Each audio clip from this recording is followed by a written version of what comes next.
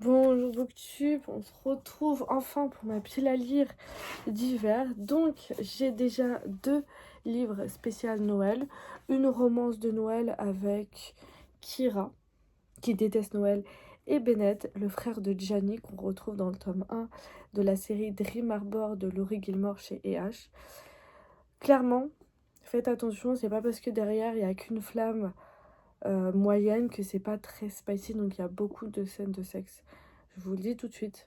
Donc en fait, Bennett décide de retrouver sa sœur à Dream Harbor pour fêter Noël avec elle, sauf qu'il est il est plongé dans une tempête de neige et il va rencontrer Kira qui va l'autoriser à rentrer chez elle le temps que voilà elle puisse y aller, puisqu'en fait elle a racheté la ferme des sapins de Noël, sauf qu'elle déteste Noël.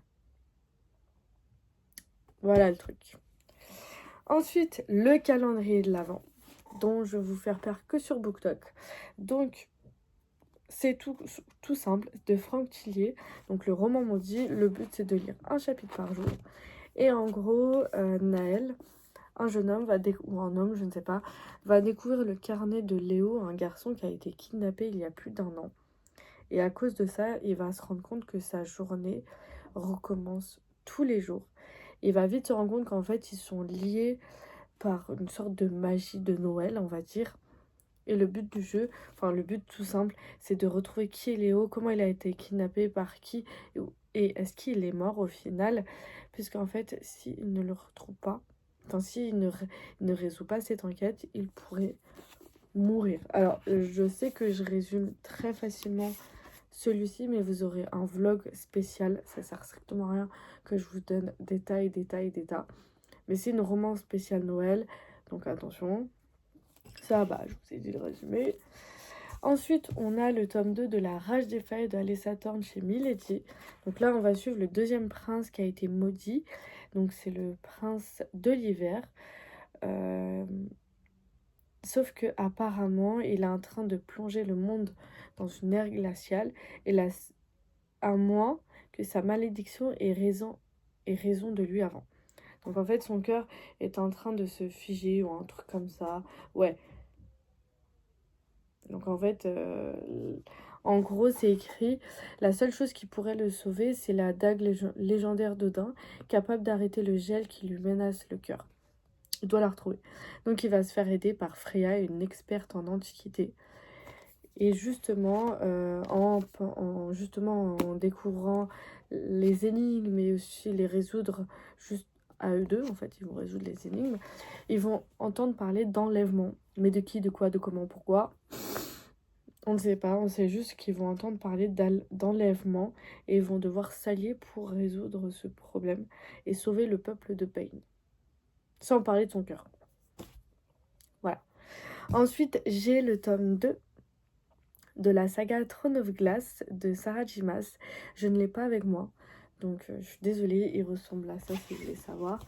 Donc ça, c'est le tome 2 de sa série où Selena... Alors attention pour ceux qui n'ont pas lu le livre, déjà du tome 1, je vais vous faire spoiler, hein, qu'ils ont... donc Selena a enfin réussi, qui se trouve là, il est comme ça, a enfin réussi à gagner le tournoi des assassins. Elle est devenue le champion du roi. Et donc maintenant, elle va devoir justement participer à sa première mission, si je peux dire. Sauf qu'elle doit le faire correctement et faire très attention. Puisque s'il y a un truc qui va pas, le roi qui n'empêche à arrêter la magie, qui a tout détruit, qui veut tout prendre sans jamais donner.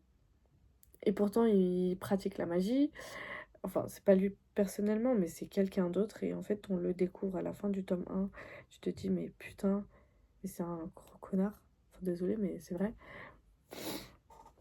Et ben en fait, il découvre quoi que ce soit venant d'elle qui pourrait être dangereux, soi-disant pour lui. Il pourrait tuer Kaol et Nehemia, qui sont devenus de très grands amis. Donc voilà. Donc j'ai hâte de voir ce que ça donne, le tome 2.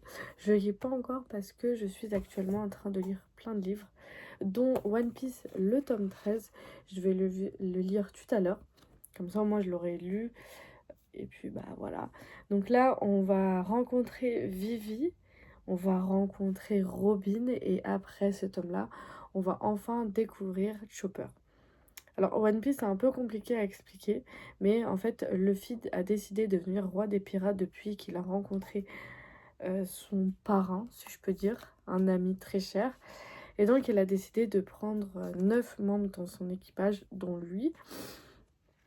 Donc ils seront 10 en tout, et là il va faire la rencontre de Robin et Vivi. Alors Vivi, comme c'est une princesse, il ne va pas la prendre.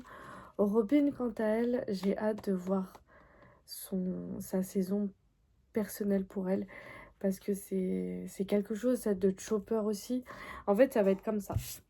Ça va être d'abord Chopper quand on va le rencontrer, ensuite ça va être Vivi, et par la suite ça va être Robin. Cette saison-là va être impressionnante, puisqu'en plus de ça, il y aura deux manières en fait, puisque d'abord ils vont découvrir une île céleste, ensuite ils vont rentrer sur Grand Line, ils vont découvrir l'histoire de Robin, sauf qu'entre-temps ils vont devoir changer de bateau. Il y aura aussi un peu le passage où Usopp va prendre les devants pour la première fois de sa vie, sauf qu'il va très mal vivre autant que Luffy, parce qu'ils vont se battre alors que... Enfin, je me rappellerai toute ma vie de sa scène. C'est impressionnant comme la scène de Hate, mais bon, ça c'est plus tard. Et ensuite, il y aura Robin. Oh, Robin. Et en fait, le problème, c'est qu'à partir de là, je ne me rappelle plus de rien. Enfin, si.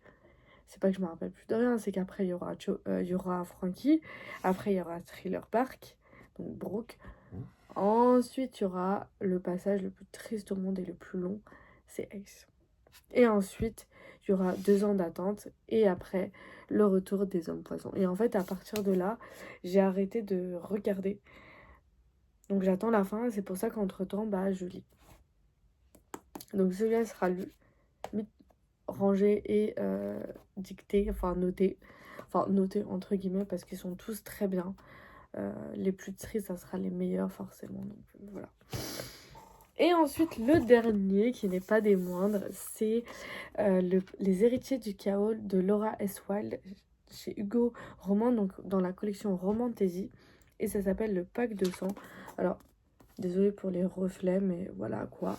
Elle est très belle, la couverture. Ils auraient dû faire un jaspage aussi avec ça, où c'est écrit: Félicitations, petite sorcière, tu viens de vendre ton âme à un vampire. Et bien évidemment, on a des prototypes de personnages. Je sais pas comment ça s'appelle en anglais, mais voilà. Et dans cette histoire, Neva est née comme étant la sorcière puissante. Elle n'a pas encore ses pouvoirs, puisque c'est le jour de son 22e anniversaire qu'elle les aura. Et en fait, elle descend de la légendaire, de la grande sorcière qui s'appelle Hazel, qui a gagné qui a rompu, comment dire, qui a gagné la guerre, en fait, la légendaire guerre qui opposait les démons et les vampires. Sauf qu'en récupérant la magie de Hazel, Neva se retrouve avec un poids énorme, et ça recommence. La guerre va reprendre son cours, et pour ça, elle va devoir demander de l'aide à un vampire qui n'est autre que le vampire qu'elle a neutralisé, Hazel, je crois. Puisqu'en fait, quand il va se réveiller, lui, tout ce qu'il veut, c'est se venger. Et en fait, pour justement ne pas créer de problème, ils vont faire un pacte de sang. Donc, ni l'un ni l'autre peut se faire du mal, autant s'entretuer ou se tuer. Sauf que c'est de la romantasy, donc peut-être qu'il y aura de la romance. Donc, j'ai commencé hier juste un premier chapitre sur la route, et c'est super bien écrit. Franchement, je vous la conseille. Sur ce, je vous laisse. On se retrouvera pour la semaine prochaine pour mon bilan du mois de novembre. Qu'est-ce que j'ai lu, qu'est-ce que j'ai pas lu, qu'est-ce que j'ai aimé, qu'est-ce que j'ai pas aimé. Et sur ce, bye.